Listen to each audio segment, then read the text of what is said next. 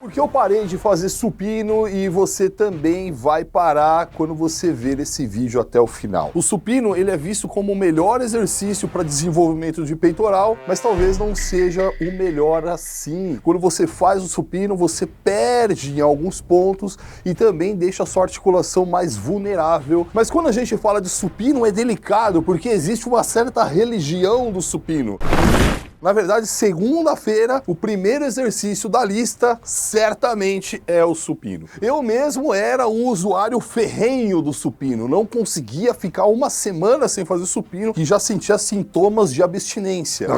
Nesse vídeo, a gente vai trazer para você um depoimento de um ex-usuário de supino. Aguenta aí, por que tudo isso acontece? Quando surgiu a ciência e aí os estudos dos exercícios, os caras meio malucos, eles pensavam assim: o exercício é para qual músculo? É para peito, mas ele trabalha o peito quanto? Foi desenvolvido então um estudo, uma linha de estudo chamado eletromiografia. E estuda basicamente o quanto de estímulo elétrico que sai do seu cérebro, chega no seu peitoral, faz com que esse músculo contraia comparado aos outros exercícios. Só estudava supino. Ficou esse negócio.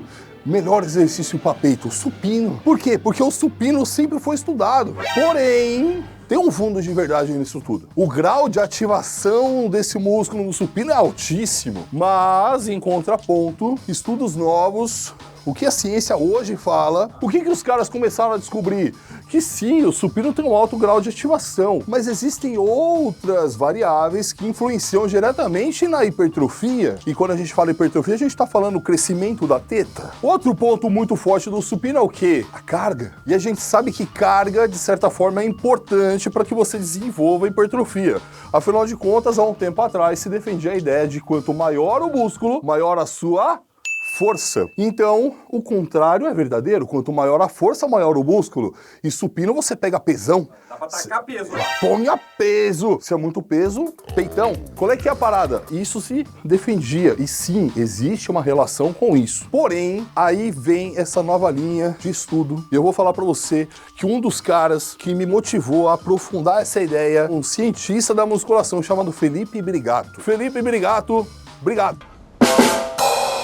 Ele que me abriu os olhos. Caraca, Lala, você vai se perder desse jeito. Você já tá vendendo até a geladeira de casa pra usar supino. Então, mano, o que o cara trouxe? Ele falou, se uma das variáveis que influencia na hipertrofia é o quanto que o músculo se encurta e o quanto que o músculo se alonga, posso entender que o supino é um exercício limitado.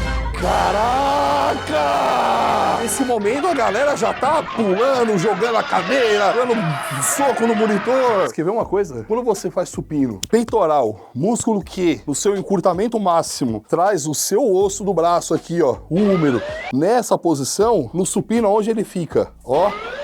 Supino tá aqui, ó. Olha o quanto de movimento que você tá perdendo. Olha o quanto de encurtamento da fibra que você tá perdendo. Mas as coisas pioram. O VT tá pronto? O VT do usuário de supino, do ex-usuário de supino tá pronto? Tá pronto, tá pronto. Vamos chamar o VT então. Roda o VT.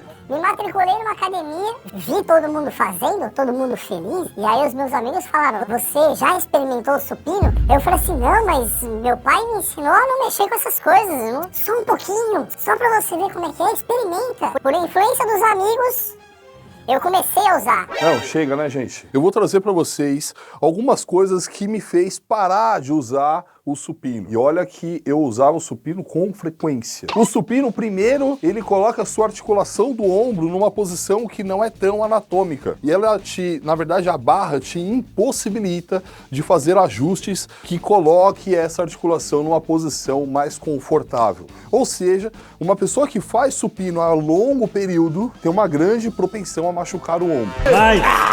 Aí você pode virar pra mim e falar assim, Lala, mas isso é questão de uma técnica inadequada. E de certa forma eu concordo com você. Afinal de contas, temos aí campeonato chamado Powerlift, que uma das modalidades ali aplicadas é o supino. E eu participei durante muito tempo nesses campeonatos, estudei muito fortemente a técnica do supino, e eu vou falar pra você que fazer o supino da forma correta é extremamente difícil. E aí sim, se você fizer de uma forma perfeitamente correta, assim como os atletas profissionais de powerlift, você vai ter uma propensão menor a machucar o ombro, mas mesmo assim, esses atletas também acabam se machucando. E na verdade, o que me deixou de fazer supino foram os desconfortos no ombro. Foram as dores no ombro. Que o usuário vai usando, né? Ele não percebe, ele vai sentindo os malefícios da substância e quando ele vê, a situação já tá muito ruim, né? E aí isso aconteceu comigo. Quando eu vi, eu já tava, assim, numa situação lamentável. E aí eu falei assim, pera, né? Eu preciso dar um jeito na minha vida. Num primeiro momento, a droga pode até dar prazer. O problema é o que ela faz depois. Eu era da religião braba dos supinos. E aí, olha só como que a religião cega. A religião, ela cega tanto que os usuários do supino, eles falam que é normal sentir dor no ombro. Você sentir dor numa articulação não é normal. Vamos ver agora mais um trecho do ex-usuário de supino. Usava 2 vezes por semana. Sentia falta. Comecei a usar 3 vezes. Certa vez, me peguei num domingo com crise de abstinência, academia fechada, que eu pude fazer o que estava ao meu alcance, foram umas flexões de braço em casa mesmo. Acho que já foi o suficiente para vocês verem o mal que uma coisa dessa faz na vida da pessoa. O outro ponto é o quê? Você não tem um trabalho otimizado dessa musculatura. Você não tem um trabalho otimizado do peitoral. E aí o que a gente está falando? De experiências práticas, a gente já fez aqui, inclusive, reaction dos 2 atuais campeões do Mr. Olympia. A gente está falando do maior campeonato do mundo de fisiculturismo. Tanto Big Ramy quanto o Sibum não fazem supino. Existem outras coisas que podem substituir o supino. Existem outras ferramentas que são melhores até do que o supino. Lala, você tá falando que o supino não presta? Não foi isso que eu disse, porque senão as pessoas vão falar depois. Não, Lala falou que o supino não presta. E aí a gente vai pensar numa outra opção que é muito interessante. Ela encaixa como uma luva. Ela praticamente acolhe o seu ombro como uma mãe acolhendo um bebê recém-nascido. A gente tá falando do Dumbbell Press. Dumbbell Press conhecido também como supino com halteres. Esse é supimpa. Por que esse é supimpa? Porque esse, primeiro, você consegue ter uma boa amplitude de movimento. Segundo, você consegue moldar a execução, a posição do seu ombro num momento, num lugar que o seu ombro fica da hora. Pino não tem muito pra onde você fugir, ele meio que te segura. Essas coisas fazem isso com as pessoas, elas aprisionam. E o Dumbbell Press é mais relaxado. A gente pode avançar